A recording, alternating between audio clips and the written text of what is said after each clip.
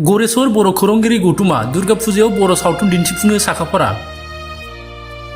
गरेस्वर बर' खौरांगिरि गौतुमनि बानजायनायाव गरेस्वर नोगोराव खुंफुंनाय दुर्गा फुजाजों लोब्बा लाखिनानै फैगौ 11, 12 आरो 13 अक्ट'बराव हरथामनि हाबाफारि लाना बर' सावथुन दिन्थिफुंनो साखाफारा जादों।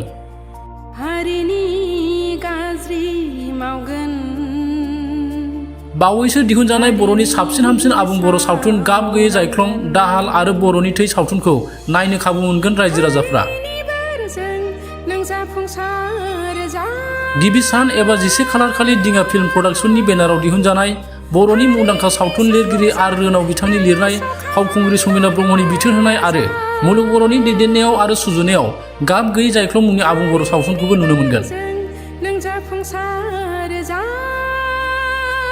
12 खालाराव लेहेर फिल्म प्रडाक्शननि बेनाराव ओंखारनाय बर'नि मुंदांखा सावथुन लिरगिरि पंकज लाहारीनि लिरनाय आरो बिथोन होनाय बर'नि मुंदांखा फावखुंग्रि लिंसार बसुमतारी आरो हेलेना दैमारिनि फाव खालामनाय बे बोसोरनि साबसिन हामसिन दाल आबुं बर' सावथुनखौबो नुनो मोनगोन।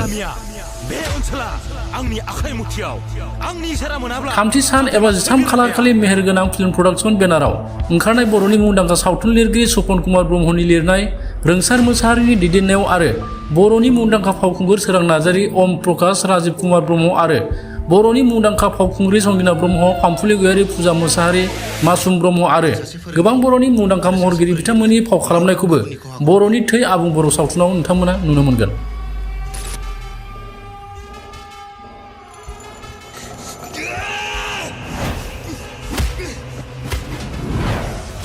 जेराव दं बेयावनो फुथुला बादि गसंनानै था।